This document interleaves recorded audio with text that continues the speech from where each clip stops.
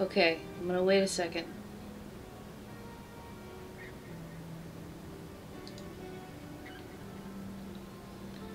God damn it.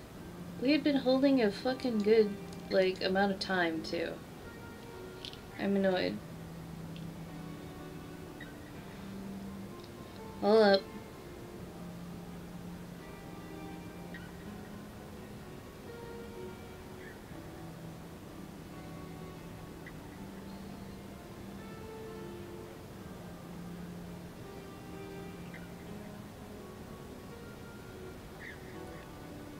Oh boy. Shit is, dying pretty hard.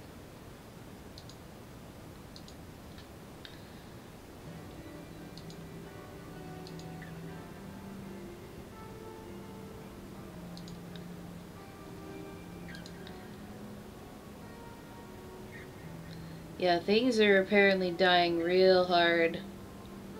I'm getting some, bad spikes.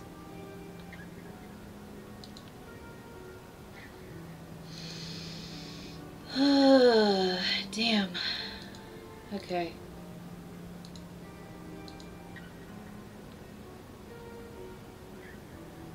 Hold on. Just give me a minute. Let me check bitrate. Oh my god, yeah. Okay, have you recovered? Are you cool?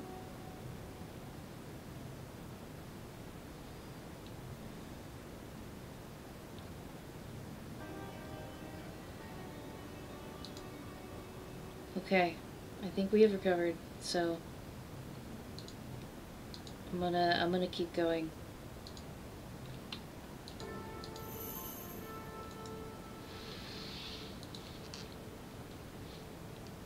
Koji's wait is not long, but even a minute feels like an eternity on the edge of despair. Soon the circle of light above him is partially eclipsed by the silhouette of a person staring down into the well. A woman's voice. Koji has heard it somewhere, but for some reason cannot remember to whom it belongs. The silhouette vanishes, restoring the light to a perfect circle. Fear of being left alone threatens to send Koji into a panic, but his reason has recovered enough to resist. She said she's going to get me out.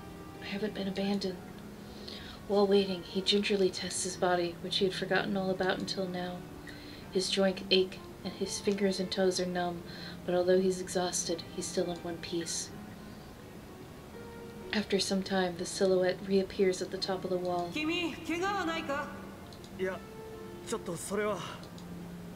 Koji lacks the confidence to attempt such a feat. His frozen fingers can barely move.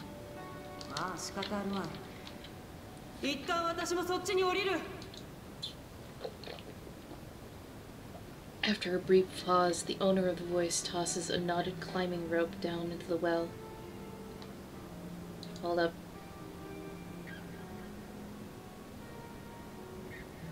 You gonna chill out, OBS? Are we good?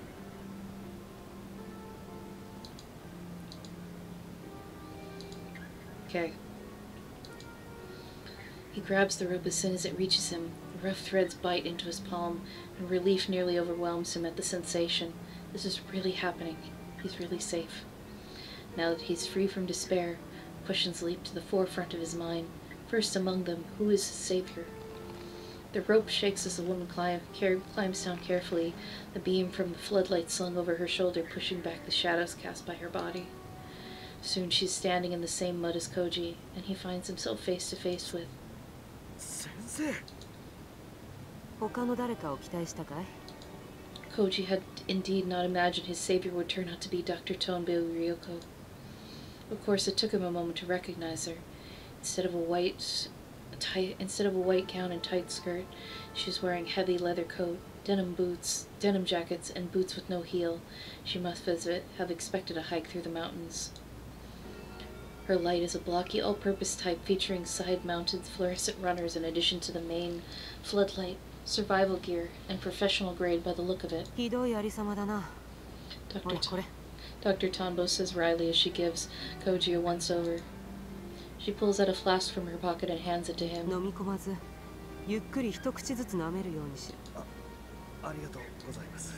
She walks around with a flask.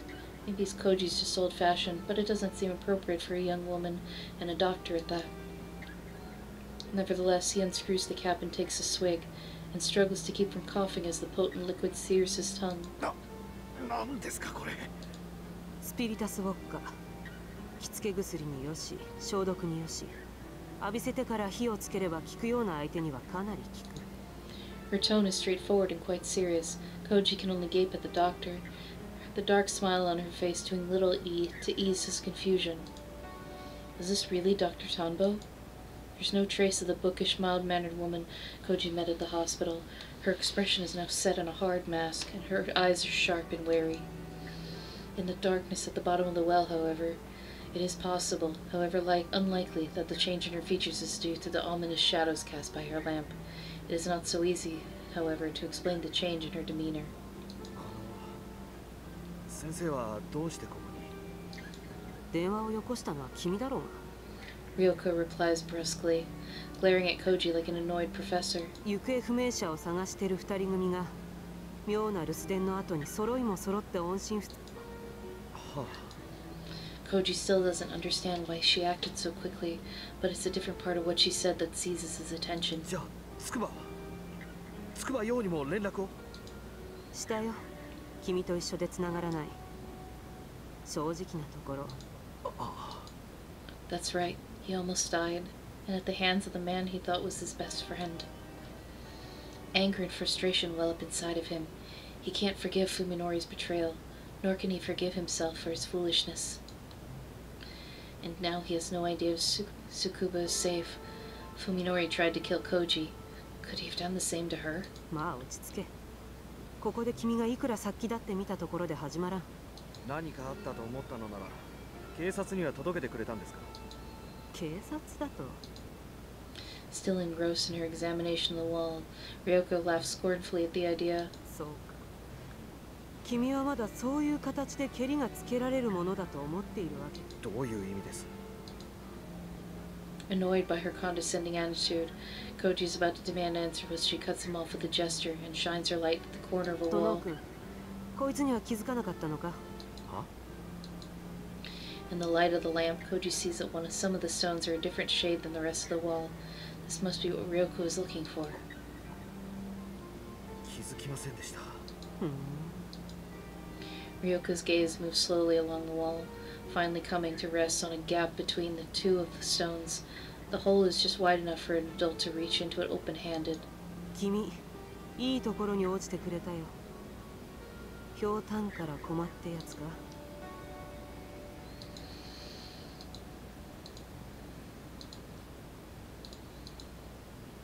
She wastes no time thrusting her hand into the opening.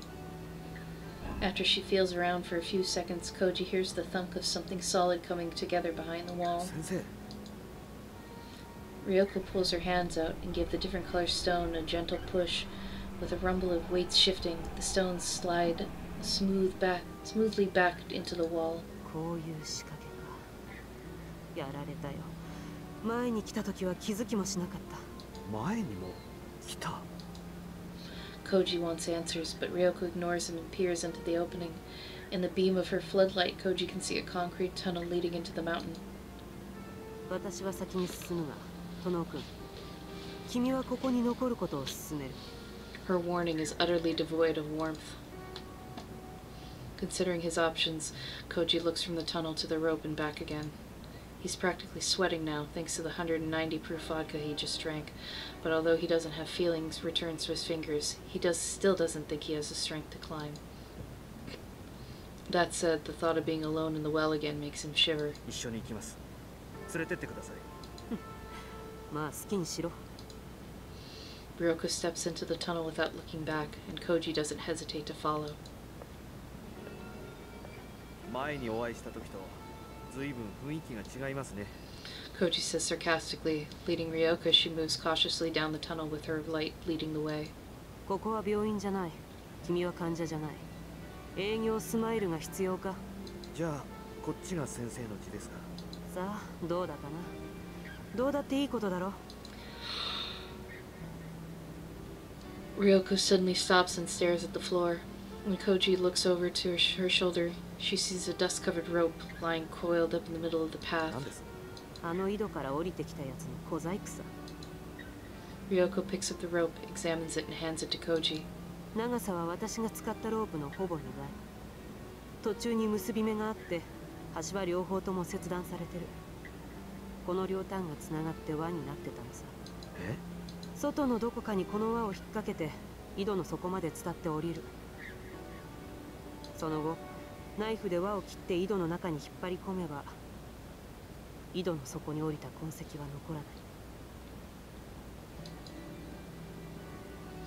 Ryoko shines her light down the tunnel, revealing it ends in a wooden door about 10 meters ahead.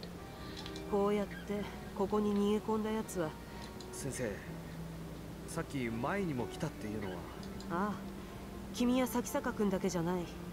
私も以前、鴎外を追ってこの別荘に来た。As Ryoko speaks, she opens her coat and pulls out what she had hanging underneath it. 他に出口がないとしたら、奴はまだあの扉の向こう側にいるわけだ。At first, Koji thinks she's holding a steel pipe, and may she would be carrying a weapon. Koji looks closer and is appalled when he realizes what it really is.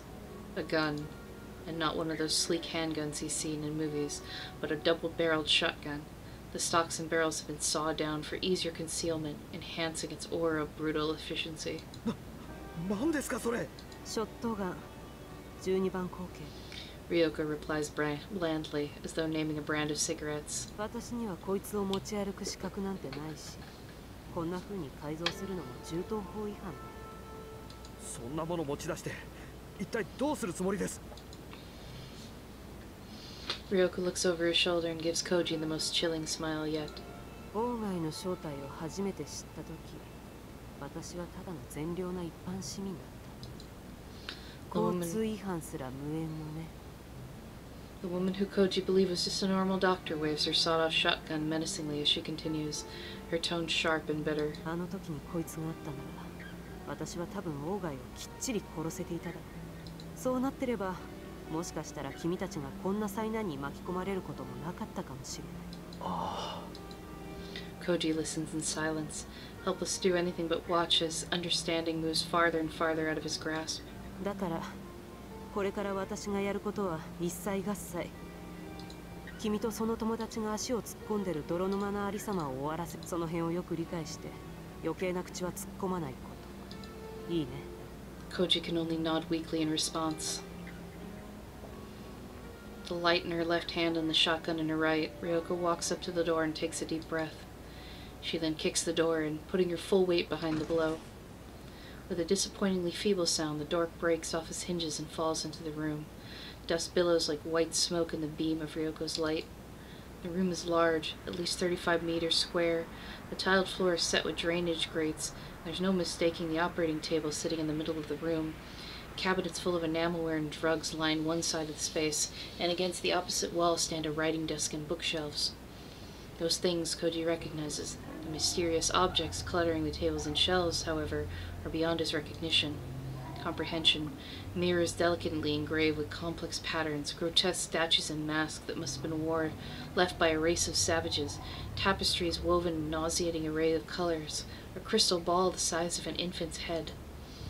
Any would fetch a hefty price at an antique store, if not for the one thing they have in common. Every piece is so loathsome and foul, Koji feels sick looking at it. It's as though it was designed for the sole sinister purpose of immortalizing the creature's hatred of the world.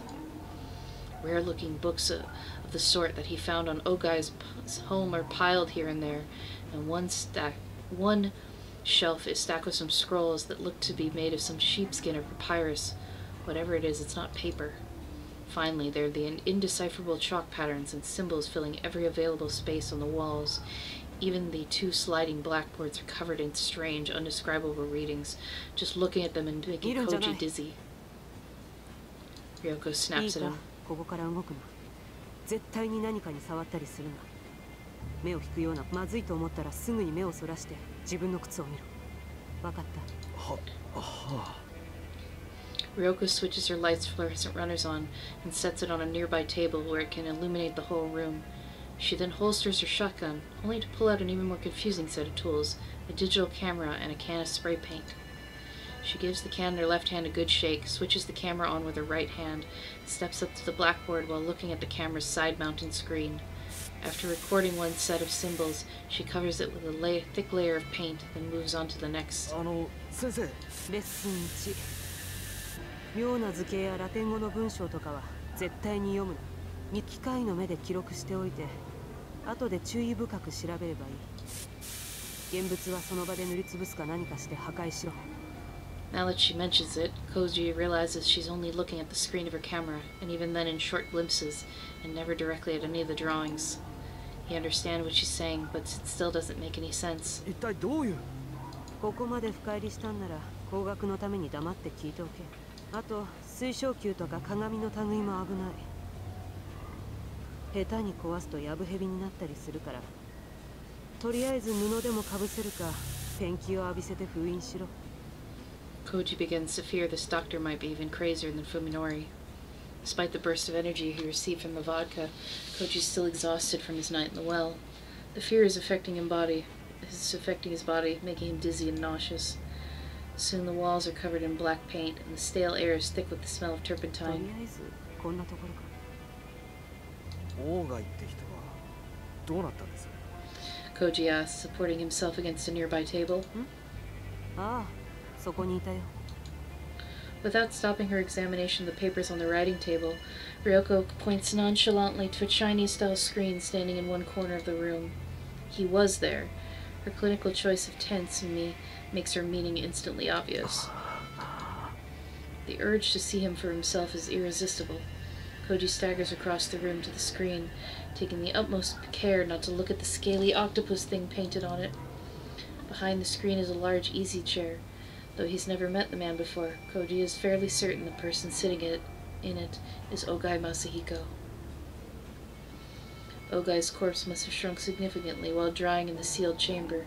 The body is barely the size of a child, with only the business suit hanging from the bones offering any hint of Ogai's former stature. The empty eye sockets and wide-open jaw are filled with darkness, the same darkness that surrounded Koji at the bottom of the well.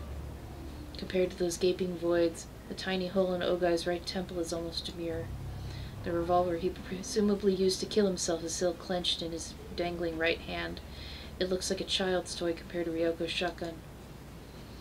Ryoko must have noticed Ogai's corpse while she was spray painting, and still she kept working without batting an eyelash. Impressive, though not exactly surprising after what he's gone through. It's getting difficult to remember the last time he spoke to someone sane. But if not for her, Koji reminds himself with a bitter smirk, he would have ended up joining this mummified corpse here, and no one would have ever found him. Koji's vision suddenly dims. He's pushed himself too hard, and the spirit's vodka can't help him anymore. He collapses to the floor, unable to hang onto his slipping consciousness, and the last thing he sees are Ogai Masahiko's gaping eye sockets staring at him.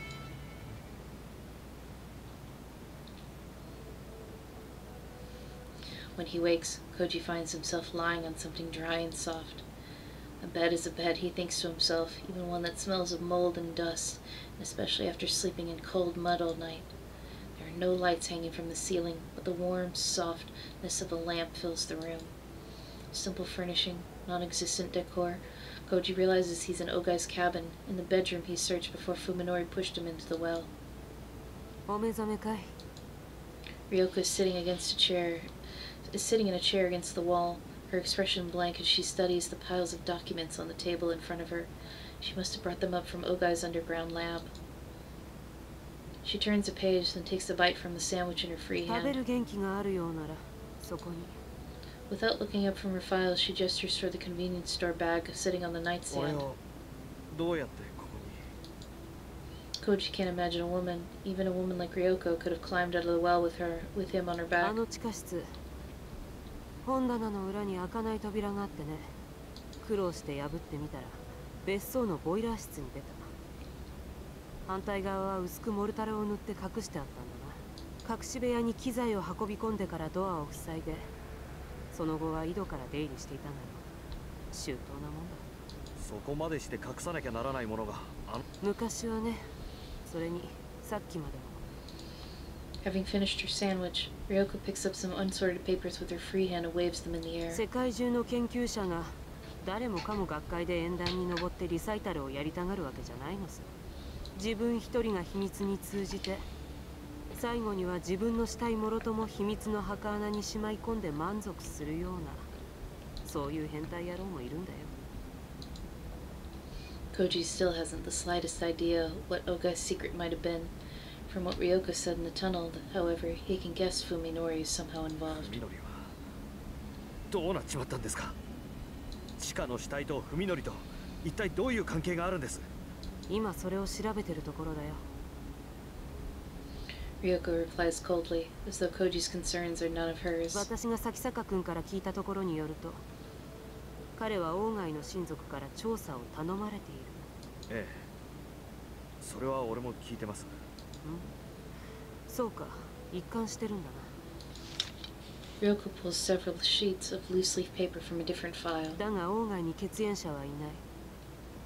私は咲坂君が嘘をついているものとばかり思っていた。だがもう一つの可能性を考えるべきだった。彼は王外の親族を名乗る何者かにそそのかされていたのかもしれない。Ryoko pauses and looks sidelong at Koji. サヤという名前に心当たりさや。いいえ、誰なんですか。は。さて誰なのか何なのか、読めば読むほどわからなくなっていく。She sighs bitterly, then returns her attention to the papers in her hand. 間違いなく言えるのは、そいつが王外の研究の核にあるものらしい。もし咲坂君がこのサヤと呼ばれるものとすでに深く関わっているのなら、彼はもう引き返せないところまで踏み込んでいるということになる。The icy certainty in Ryoko's voice sends a chill down Koji's spine. だとしたらどうするつもりなんです、文則を。He has to ask, even though he already knows the さ answer. っきも言ったよね。1年前の私も手元に銃を持ってればってどれだけ後悔したか知れないんだ。もう二度と後悔するつもりはない。俺が警察に行けば済むことです。 Ryoko doesn't respond, as though she didn't just hear what Koji had said. 文則がやったことは殺人未遂です。俺が。目撃者は、物証は、咲坂君が君を殺す動機はなあとノーク。君は警察の仕事についてひどく勘違いしている。彼らの職分は正義を貫くことでも市民の安全を守ることでもない。そんな不条理な物事についてきちんと条理に沿った体裁を整える。彼らの思考はいつだってより理解しやすい方、それこそ水が低い方へ低い方へと流れていくように。事実がどうあろうと彼らには興味ない。彼らが感知するところではないんだよ。そこまで決めつけることないでしょう。話してみなければ分かりませんよ。そう、わからない。そこが問題だ。She hasn't spared Koji a second glance since looking at him earlier. Even while talking, her attention is always focused on the papers in front of her. 君が錯乱した親友の手で井戸に落とされたとすると、警察はあと2つばかり真実の候補を用意する。君が狂言自殺で親友を陥れようとしてる、あるいはもっとシンプルに事故で井戸に落ちた君が錯乱して親友を疑っ、この3案のどれかが捜査っていうレースで勝ちを競うわけだ。勝ち馬は誰にもわからない。こんな博打に君は寝台潰すまでかける気かい？ Koji has no response. Can he really explain with cold, clear logic what drove Fuminori to do what he did? How can he convince anyone else when even he doesn't understand it himself? そして一番の問題は、君がそういう乱痴気騒ぎに手こずっている隙に咲坂文則を追い詰めるチャンスを逃すことだよ。身辺で火の手が上がれば彼は手遅れになる前にさっさと姿をくらますだろう。 She pauses そう to やって take a また bite of her 万事の sandwich 振り before 出しに finishing. 戻る。私が王外の鳥になる。 Heavy silence falls upon them, with only a soft rustle of pages turning in Ryoko's hand to mark the passage of time. 教えてくださいよ先生。あなたが警察を差し置いてまで処刑しようなんて思うほど、そこまで許しがたいことって何なんです。 Once 王外 again, って人は Once あの again, 地下室で何をやってたんですか？ once again, Ryoko ignores Koji's question. This time, however, Koji doesn't back down. His silent glare demands her attention as she pours through the documents before her. After some time, Ryoko arranges the papers in her hands and sets them aside, as though having to come to some conclusion. She then turns in her chair to face Koji for the first time since he awoke. なあ、殿君。 Her hard stare belies the calmness of her voice. 君はここいら辺で降りた方がいい。ナスカ日光の温泉でゆっくり羽を伸ばして、何もかも忘れる気になってから東京に戻ってきなさい。忘れろと。 Koji feels anger rise within him. 近江は俺の恋人でした。文則は俺の親友でした。そうだ、忘れろ。これは提案じゃない。警告だ。今まではどうであれ。これからの君の人生にその二人は一切関わりを持たないだろう。断言してもいい。じゃあ筑波は？ Koji shouts, unable to control himself. 彼女はどうなる？あの子は電話口で俺に助けを求めてた。どこかでひどい目に遭わされてたんだ。そりゃ何十時間前の話かね。私が君を助けてから何時間経ったと思う。そうでなければ井戸の中の君があと何時間持ったと思う。遅すぎるよ。彼女はとっくに死んでるだろう。誰もが君ほど幸運だなんて思わない方がいい。あんたはあの井戸で俺の死体を見つけてもあんた何とも思わなかったんだろうな。そりゃ覚悟してたからね。まさか生きてるとは思わなかったよ。It is futile to argue with this woman, Koji realizes. Her values are fundamentally different from his own. Nothing he can say will ever move her. Koji gets out of bed and stands on shaky legs. どのくらい俺は寝てたんです？ざっと半日ばかり。消耗した後速やかに休息が取れるってのは羨ましいね。若いうちだけだよ。そういう無茶が効くのは。Koji looks at his watch and sees that it's now 4 in the morning, which means it was already early evening when Ryoko rescued him. He can't believe he survived in that well for almost 2 days. Now that the gaps in his memory have been filled and his sense of time has returned, he realizes that it's already Sunday morning. Ryoko's right. A lot of time has passed since he spoke to Yo on the phone. Koji grabs sports drinks and 2 jelly packs from the food that Ryoko brought and heads for the door. His legs are still a little unsteady, but he can compensate for that with sheer 念のた willpower. め聞かせてもらうが、どこに行くつもりだい？東京へ。 Koji replies brusquely. His tone is hard as hers. 筑波陽はまだ間に合うかもしれない。彼女を助けに。人の話を聞かないやつだね。聞く耳持たないのはお互い様でしょう。 Koji is expecting Ryoko to watch him go into that with that cold, mocking smile of hers. Instead, she sighs heavily and rests her jaw on her hands. もう少し待つ気はないか。こいつのどこかに鴎外が鞘と名付けたものが何だったのか答えが隠されてるはずだ。そいつを突き止めてちゃんと対策を講じてから動くべきだと私は思う。筑波が死んでると決めてかかってるあんたなら当然そう思うでしょうね。 In truth, Koji is extremely uneasy about going it alone. At the same time, however, he knows he mustn't depend on Ryoko. She's made it clear she doesn't care about saving lives. Teaming up with her will only make it more difficult to salvage anything out of this 殿 nightmare. 君、仮にも一度は殺されかかってるんだ。もう二度と殺されるな。She picks up something from across the table and tosses it at Koji. When Koji catches it, he feels the solid weight fill his hand. これは。 Koji stares at the menacing shape of cold metal.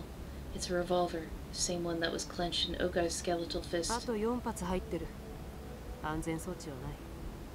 どこでどう使うかは。If Koji were his usual cautious self, he would not hesitate to reject the dangerous offering. The only time you truly need a gun is when all hope is lost.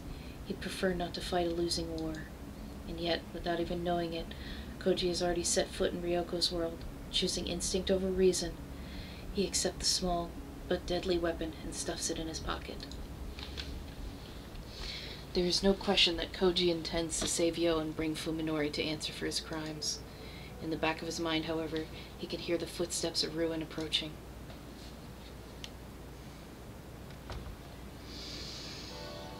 When he steps out of the cabin door, Koji shivers as the wind tears into his skin. To his surprise, the outside air is even colder than the bottom of the well, the mud at the bottom of the well. Perhaps the cramped space mitigated the cold somewhat. If he had been exposed to this chill all night long, he would have surely frozen to death. Koji finds 2 cars parked in the yard. The smaller car next to his must be Ryoko's. When he sits behind the wheel of his car, he gets some relief from the feeling he has taken the first step, however small, back to his world.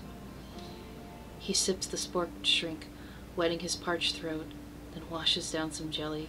His stomach rebels at the sudden influx of food after 36 hours on empty, but he managed to force it down without the urge to vomit. Koji needs the energy. No matter how hard it is, he must regain enough stamina to overcome the challenges ahead.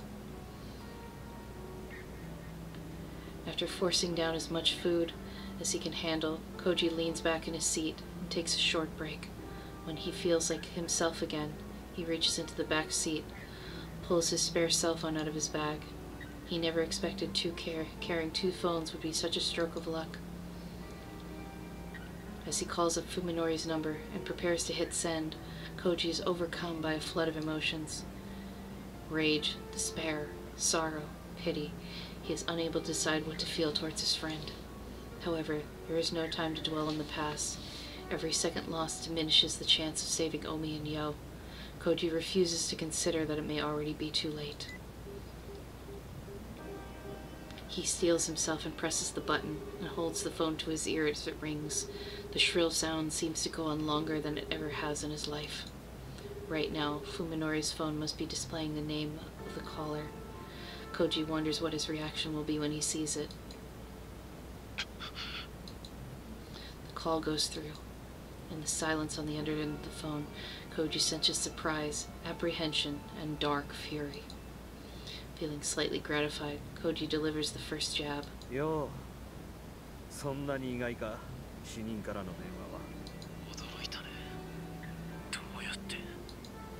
As Koji is about to answer, an idea suddenly comes to him. 井戸の底に仕掛けがあったのさ。地下の隠し部屋に行くためのな。He pauses to let that sink in. Then, with satisfaction filling his voice, he says, 会えたぜ。大貝正彦と。Fuminori's gasp tells Koji that the advantage is his. Keeping his voice bold, he decides to further exaggerate the truth. 何もかも分かった。サヤってやつのことも全部。何もかもバラしてやる。ところ構わずにぶちまけてやる。貴様は。It's obvious from Fuminori's tone that rage has overwhelmed his reason. Koji's bluff is working perfectly.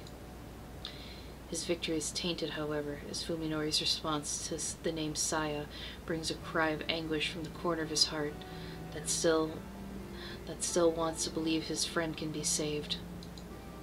咲坂君がこのサヤと呼ばれるものとすでに深く関わっているのに。 Ryoko's words play back in his head, sounding even colder than before. 彼はもう引き返せないところまで踏み込んでいる。He mustn't allow emotion to sway him. 海のり。近江と筑波はどこだ。 Koji suddenly switches topics, trying to keep Fuminori off balance. It all comes down to this. 俺にだって情けはある。お前の出方次第では考えんでもない。お前がこれ以上誰も傷つけないというのなら、俺にしたことは忘れてやる。俺だってこれ以上、お前とセヤに関わり合いを持つのは願い下げなんだ。海とようね。Fuminori's voice trails off. It's obvious he's trying to decide how far Koji can be trusted, and whether there's room for negotiation. Fuminori has been called out, and now it's time for him to show his hand. 近江のことは本当に知らない。彼女は僕の家まで来ていない。でもよ。Fuminori pauses and gives a knowing chuckle that sends chills up Koji's spine. どうだかな。お前のところにいるんだな。Koji is relieved to learn Yo's location, and that she is at least still alive. At the same time, however, he remembers that horrifying phone call. It is clear now that Fuminori played some part in Yo's suffering. Had she already fallen into his trap back then? What has happened to her? How is she being treated? 彼女はね、念願かなってようやく僕の持ち物になったんだよ。お前と近江のお膳立てもようやく実を結んだわけだな。Koji feels despair settle over his soul. How much lower will this man go? Must Fuminori seek out and destroy every memory of the friendship they once shared? スクバを解放しろ。彼女の安全を確認したら、お前らについての証拠を破棄してやる。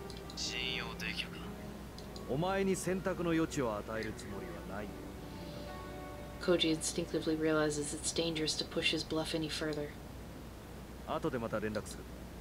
それまでによく考えておけ。He hangs up without waiting for a response. Fuminori doesn't know that Koji is still in the cabin in Tochigi.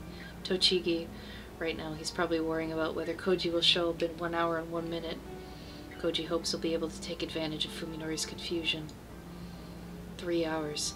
That's how long it will take to race back all the way back to Tokyo.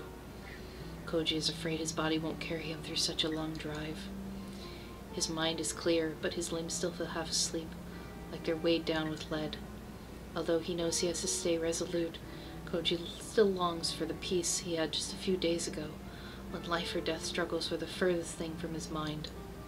Back then, he never could have imagined himself fighting to rescue a friend from the clutches of a madman. With each passing moment, he feels himself becoming less of the person he was. When this is all over, will he be able to return to his own life? Or will this change continue until it has consumed him utterly? Time is against him. Every second that passes is wasted. Even so, he allows himself just 5 minutes of weakness. For exactly 5 minutes, he leans against the steering wheel and cries. And when his tears have run dry and his heart is calm, Koji starts up the car and drives away.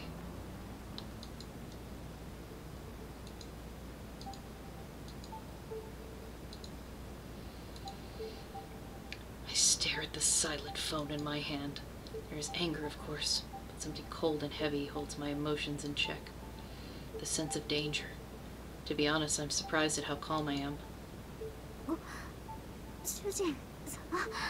Yo looks up at me upper. Skipping that.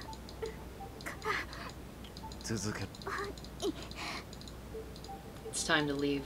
I have no way of knowing when Koji escaped from that well, or how much he has learned, or how many people he's had contact with since then. Now that is impossible to know how far the problem has spread, merely disposing of Koji won't guarantee our safety. When the enemy has poisoned your water supply, you can't take the risk that even 1 drop might remain. Your only choice is to stop drinking the water. Saya returns from the kitchen, where she'd gone in search of a midnight snack. She's munching on her favorite, spare ribs. Purging myself of unease and impatience, I respond with a casual shrug.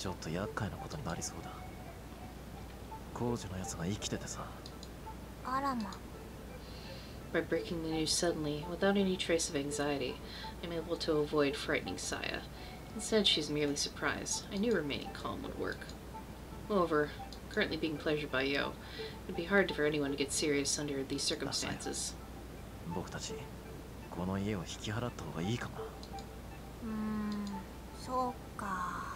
Saya lowers her eyes and strokes her chin thoughtfully.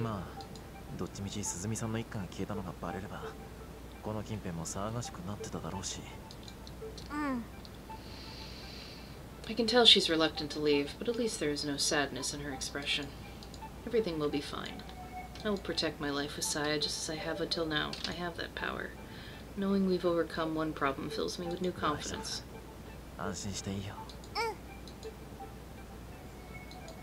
We can travel light and take the Suzumi family car. I'd better withdraw everything that's left in my bank account and carry it as cash. I'll also need a weapon, something more reliable than a butcher's knife. Koji will most likely follow. He thinks that Yo can still be saved. However, I'm not abandoning this house just to run away. As long as Koji knows the location, we're stuck on the defensive. It gives me a chance to regain the initiative and deal with him at the place of my choosing. Next time we meet, I'll kill him with my own 2 hands. I'll make sure to wring every last drop of life out of his body. A shiver runs through me and I anticipate the battle ahead. My bloodlust burns like orgasmic fire.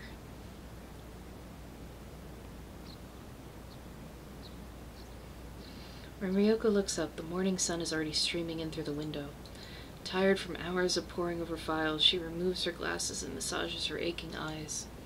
Her dreams are always filled with horror, yet the night she just spent was more nightmarish than them all. And it's not over yet. She's only just set foot on the threshold. As expected, the files left by Ogai Masahiko were not the sort Ryoko could just simply pick up and read. Fortunately, Ogai had been too old-fashioned to put his trust in electronic media. If he'd encrypted his files on the computer, she'd have had to find a hacker to decipher them. In fact, he had not employed any kind of code in writing. That would have been too time-consuming by hand. The method of obfuscation he did was quite simple. On the files from his underground lab, the majority turned out to be notes and theses from Ogai's days as a student. The important papers were the diaries and research notes that had been scattered through the worthless piles of scrap. At first, she was unable to understand the documents she had found. Each sheet was covered with text on one side and blank on the other. Each line was completely unrelated to the next, making it impossible to glean any meaning as a whole. The trick revealed itself while she was sorting the pages that made no sense. She found that a line continued on the same line of a different page. In Ogai's diary, for example, the first day began on the first line, then continued not with the next line, but the first line on the next page. Similarly, the second day was filled with the second line, third day was the third line, and so forth. After filling all the lines in one set of pages, Ogai had torn them out and scattered them among his files. There was no regularity to how these pages were numbered, of course. Unable to locate any key or legend, Ryoko had no choice but to figure out the page order manually.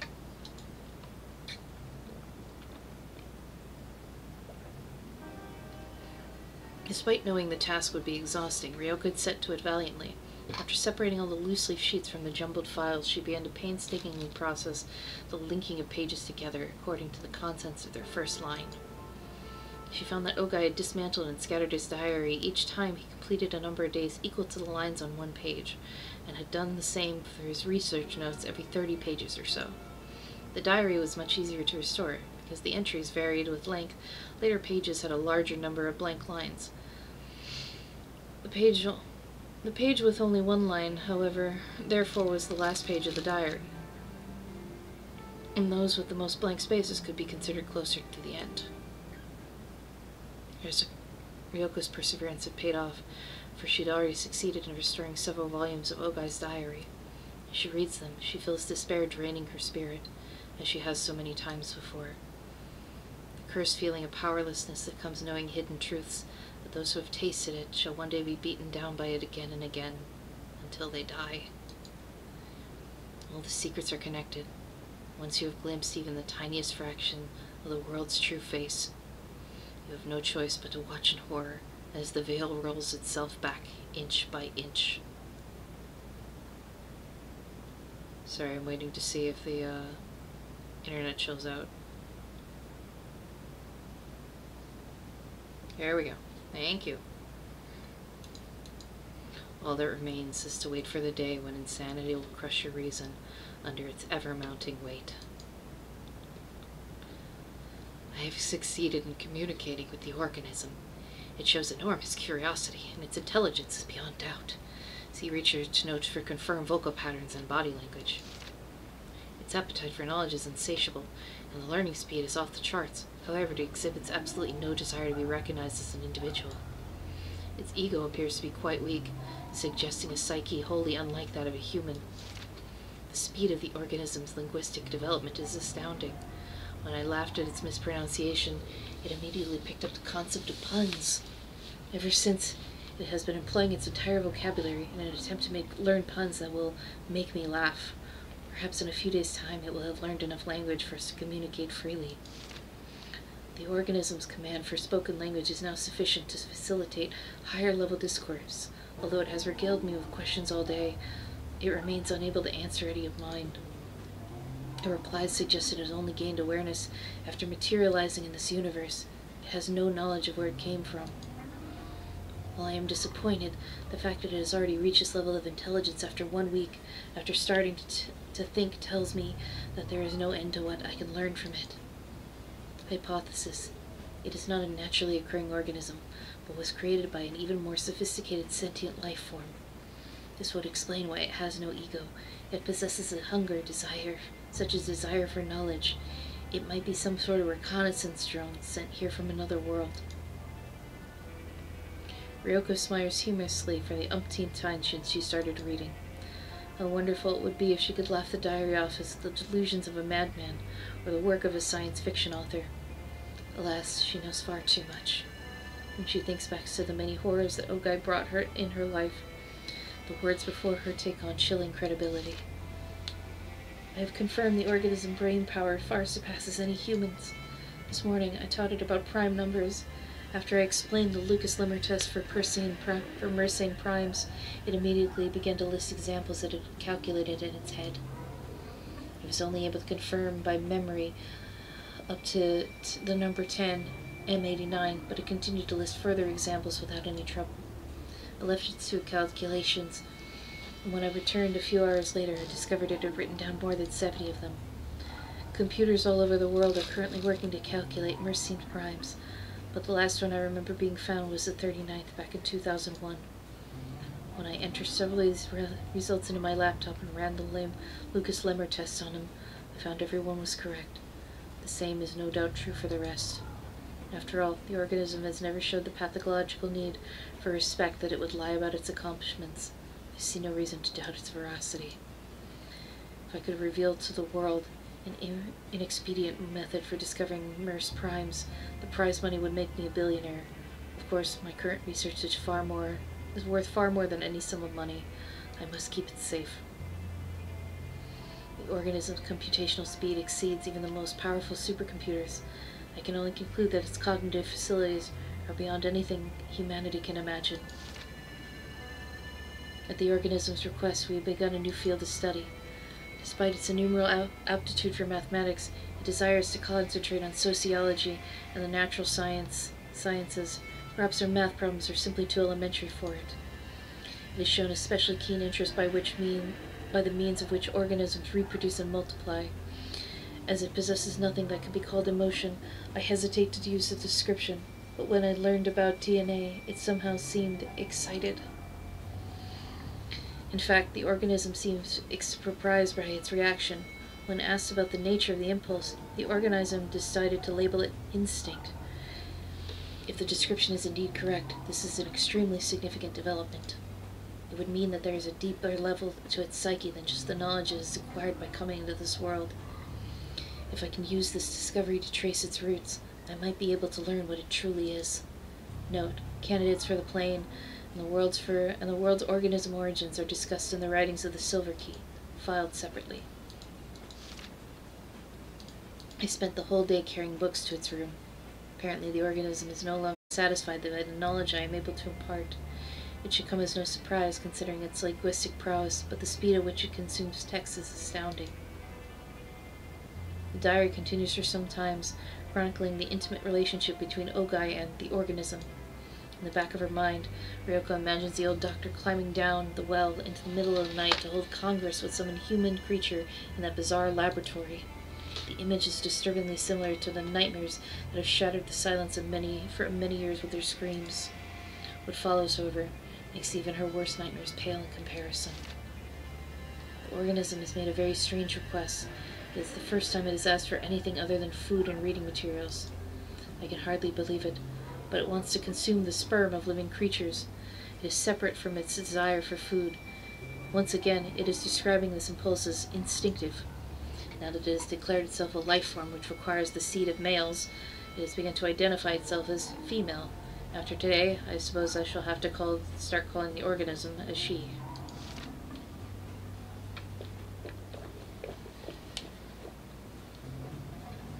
Is the personality that she has begun to exhibit really just an imitation created for her amusement?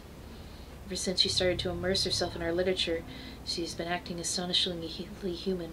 She identifies herself as female and already possesses an enormous store of cultural knowledge. Is she trying to create a human identity of herself based on these? I've seen her laugh, grow angry, and today she cried. Is she just copying her emotional displays? If not, then she is already... Is the soul something an intelligent life form can acquire? I feel I am witnessing something more mysterious than the genesis of life itself. Today is her birthday. Although it is a year late, I wanted to give her a special gift. Saya was the name of my mother's cat. In childhood, she was my sole friend and my beloved. I decided long ago, if I were ever blessed with children, I would give this name to my daughter. Happy birthday, Saya. Let this be the name of your soul. You have earned it. The ability that Saya has discovered in herself is showing more extraordinary results each day. I have no doubt she is a kind of artist. What exactly is that she created in her body from the rat semen I gave her? At this point, I can only survive it as a type of retrovirus, a reverse transcriptase enzyme that creates exactly what she desires. The rats that we have transformed by her art are so very beautiful now. The many enzymes secreted by her body and the various appendages she uses are discussed in detail in my biological observations, filed separately. Here I will say this. By witnessing Saya perform her operations on several rats, I have gained much confidence in the theory that her body is designed to specifically manipulate the biology of other organisms.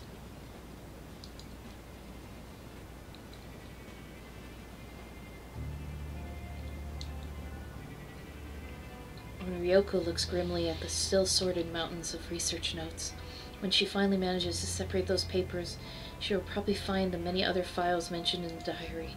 Ogai's biological observations. At the very least, she wants to look through those before facing the thing called Saya. Under no circumstances does she want to go into battle unprepared. She looks at her watch and sees that it's already 7 in the morning.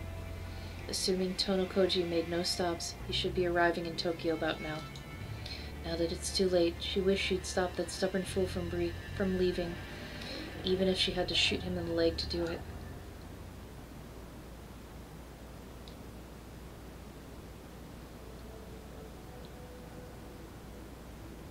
Koji pulls up 2 blocks away from the Sakisaka house and stares at the silent building. In the bright light of morning, the house seems shrouded in a dark miasma, like a black hole torn from the landscape. Is it just a figment of Koji's imagination? Every window is closed, offering no glimpse on the inside. Koji has no way of knowing whether Fuminori is home. A pedestrian walks his dog down the street, glancing back at Koji through the windshield as he passes by. Koji isn't surprised by the attention. He hasn't bathed or changed clothes since spending the night buried in mud, so he must look like a vagrant even inside his car. When he looks in the rearview mirror, you see the haggard visage of the man with one foot in the grave staring back at him. It's hard to believe that tired, unshaven face is really his. If he stays here too long, someone might report him to the police. He better pull himself together and get moving. He drives up slowly to the front of Fuminori's house, quickly checks to make sure no one is around, and gets out of the car. Anyone who might be in the house probably heard the sound of the engine, but there's no point of worrying about that now. Koji walks swiftly through the gate and the yard to the front door. He puts his hand on the doorknob, foregoing the bell. Time for some such pleasantries has passed. The door is unlocked, and the knob turns easily in his hand. He puts his ear to the door and listens for any sign of life. He's acting like a thief, he realizes with some shame, but this is the least of his worries now. No sound from within. After checking the street again and making sure no one is looking, he quickly opens the door and disappears inside. An indescribable stink immediately assaults his nostrils. He is already prepared for anything, however, so rather than discourage him, the stench only sharpens his caution to a razor's edge. He has crossed the threshold many times in the past, and his memories of days spent here are still bright. So why? Why does he feel the same ominous, blood-chilling aura that permeated Ogai's home and cabin? Anger and sorrow seize Koji's heart, as though a dear friend's grave has been defiled.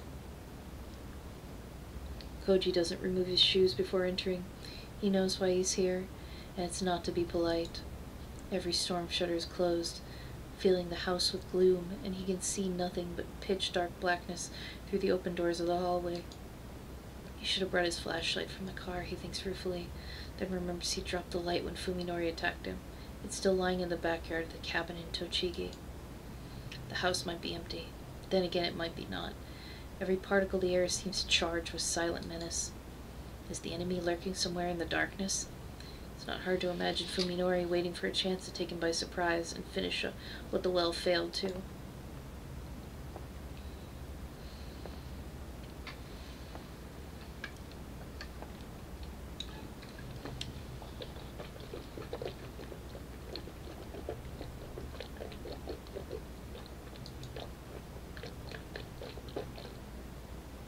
Ugh, sorry, my mouth is significantly dry. Ugh.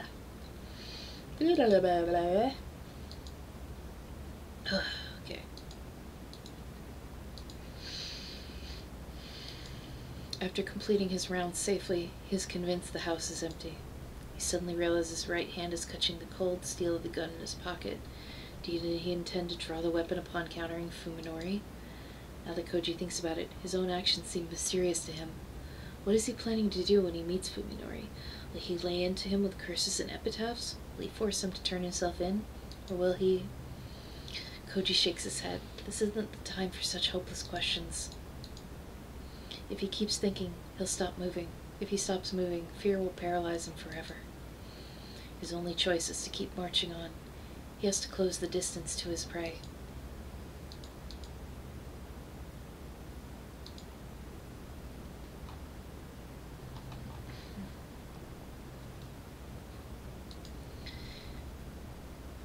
Still, why does the whole house smell like stagnant water? It's been 3 months since Fuminori distanced himself from his friends. Just what kind of life has he been leading all the time? Koji enters the living room and feels along the wall for the light switch. The moment he flips it on, the answer to his question is revealed. How far has Fuminori gone? Koji realizes this is the first time he has encountered Fuminori's insanity in visible form. From the dust piled in the corners of the room, it is clear this paint was not applied recently. How many nights Fuminori spent surrounding this maddening array of color? Why, if such obvious signs were available, why didn't Koji realize something was wrong before it got this bad? Was he deaf to the dying screams of Fuminori's sanity? Was their friendship really so worthless? As he stands petrified in the unfamiliar living room, Koji directs his anger entirely at himself. If he could, he would have liked nothing more than to apologize to Fuminori for failing to help him through his suffering. Koji feels he might have been able to save his friends. Perhaps he is arrogant to think so, but if so, it is arrogance born of kindness. Koji passes through the living room and opens the sliding door that leads to the kitchen. When he enters, he finds the most disturbing of the house's many strongest stenches in here. Blood. The room is redolent with the smell of countless layers of blood grown stale over time. He peers into the well-used sink. Around the rim, he sees faint brownish-red splotches that water alone couldn't rinse off. Even more obvious are the stains on the dish rag. Such stains are proof that the rag has been used and reused countless times. But what could have been used on to make that sickening burgundy color? Koji stares at the refrigerator next to the counter as though it were a monster, wanting to swallow him whole. He stands motionless, as he is able to work up the courage to simply touch it. Then he steels himself, grabs the thick handle, and opens the door. First he'll check the freezer, then the refrigerator. The freezer is packed with frozen meat of varying shapes. Each meat is wrapped tightly in frosted-over plastic. He can't tell what kind of meat it is. The meat in the refrigerator, however, has already been thawed for consumption. For a while, he can only stare at disbelief at the 5 fingers beckoning for him at the back of the compartment. They are long, slender fingers of a woman, their bluish tinge giving the appearance of waxworks. Koji's unable to remember what Omi's hands look like, although he has kissed her fingers countless times. When he finished crying from his conversation with Fuminori, Koji promised that he would not cry again. And, in fact, he does not. He regrets his decision, however. He indulged himself too early. He should have saved his soothing tears for this moment, for now he knows, truly, nothing is sacred. At last his doubts about Fuminori have been utterly obliterated. Koji pulls Ogai's revolver from his pocket and wraps his hands around the grip like he would a charm. Its definitive presence, the promise of merciful annihilation, is the only thing keeping his sanity intact. He will surely use it to kill Sakisaku Fuminori. Not for revenge, not for justice, but to make this world once more a place governed by reason. For that purpose alone, he must eliminate the anomaly. He breathes deep, exhales, then lifts his hand before his face and stares at his spread fingers. All right, he's not shaking. He's prepared to face his new objective. Koji sticks the revolver back into his pocket and pulls out his phone.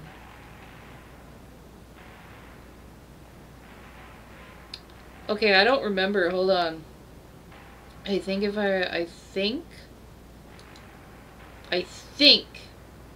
it's on calling Ryoko. I am pretty sure.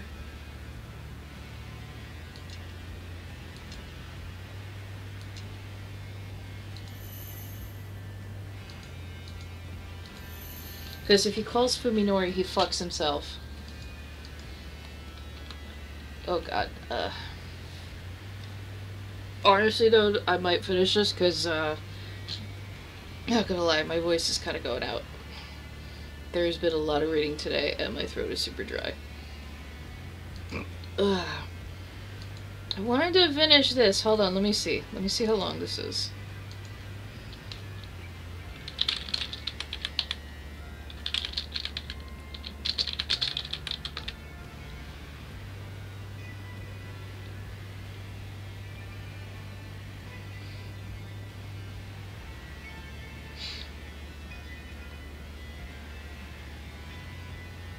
Give me 1 second, I just need to double check this.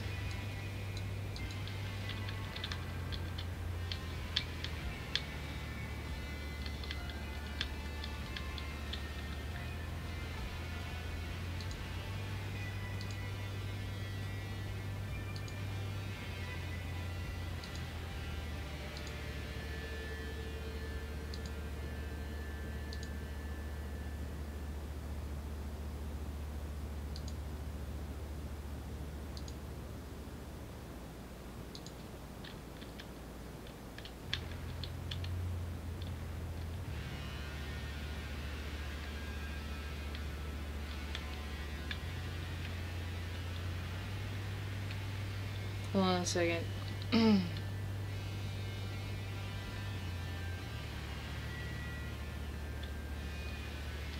Oh, okay.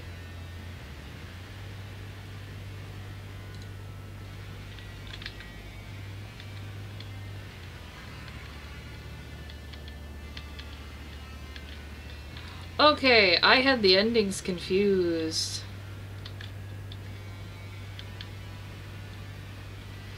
Alright, so yeah, there's still a fair bit. I'm going to call it here because as much as I would love to finish it, my voice is dying and I kind of need to go rest it for a bit. Thank you for the people who came in to hang out. Like, I know this is a very fucking weird game. I know this is a very strange one and a very uncomfortable one in some spots. But this is also one that I think has merit for just the strangeness of it all. I am very glad they censored a lot. I honestly probably would have censored even a little bit more, if need be. I really don't necessarily think the scene with Tsubasa being turned into their brain slave is kind of necessary at this point, but either way, we may finish this off at some point in the future. You guys have a wonderful night, a wonderful Halloween, and be safe. Good night.